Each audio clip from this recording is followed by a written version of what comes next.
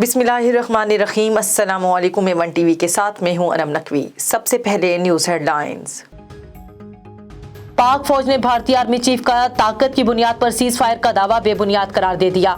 DGISPR ने कहा, पाकिस्तान कश्मीरी आबादी के तहफ्फुज़ की बुनियाद पर रजामंद हुआ था। कोई भी फरीक उसे अपनी ताकत या दूसरे की कमजोरी ना समझे। भारतीय आर्मी चीफ का बयान गुमराह कुन है। वज़ीर-ए-आज़म इमरान खान ने कहा, CPEC BRI मंसूबे का अहम जुज़ है। मंसूबा दोनों ममालिक के अवाम को ठोस फ़वाइद पहुँचा रहा है। CPEC ने मुल्क में पायदार मुआशी तरक्की की मजबूत बुनियाद रख दी। चीन के कौमी तरक्की और इस्लाहाती कमीशन का ताउन काबिल तहसीन है। पाकिस्तान और चीन ग्वादर को खित्ते का मुआशी मरकज़ बनाने के लिए कोशिशें जारी रखेंगे। कोरोना के बावजूद चीन के ताउन से CPEC मंसूबों पर काम जारी है। वज़ीर-ए-आज़म इमरान खान और चीनी इस्लाहाती कमीशन के चेयरमैन की मुलाकात। CPEC के मंसूबों और मुस्तकबिल के इक़दामात का जायजा।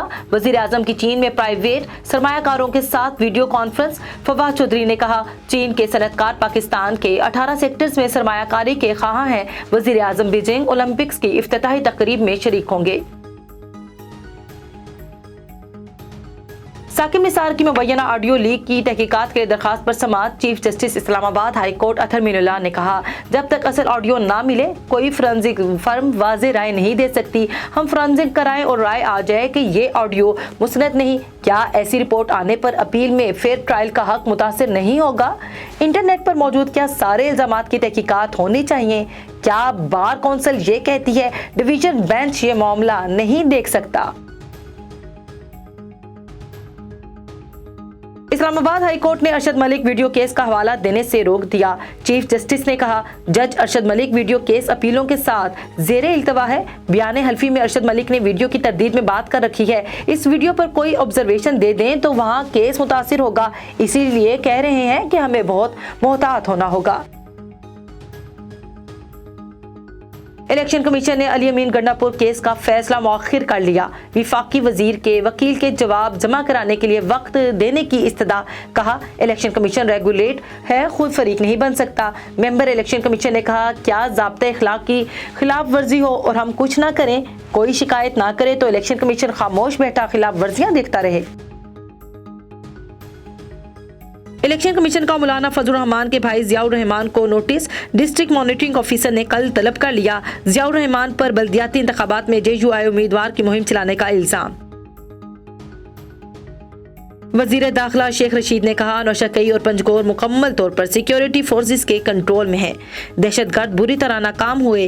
दहशतगर्दों के पास जदीद असलहा है जो नेटो फोर्सेस छोड़ कर गई। अफगान तालिबान ने कालादम TTP को समझाने की कोशिश की मगर वो नहीं समझ रहे। अफगानिस्तान में दहशतगर्द तंजीमें मौजूद हैं। इंटेलिजेंस इदारों को अलर्ट रहने का कहा है।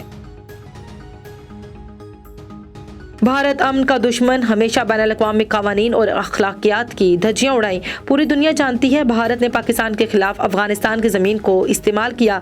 पाकिस्तान अफगानिस्तान में भारतीय कैंपों पर डोज़र भी पेश कर चुका है। यौम यकजहती कश्मीर की मुनासबत से सेनेट का इजलास, मामूल का एजेंडा मुअत्तल, सिर्फ मसला कश्मीर पर बहस।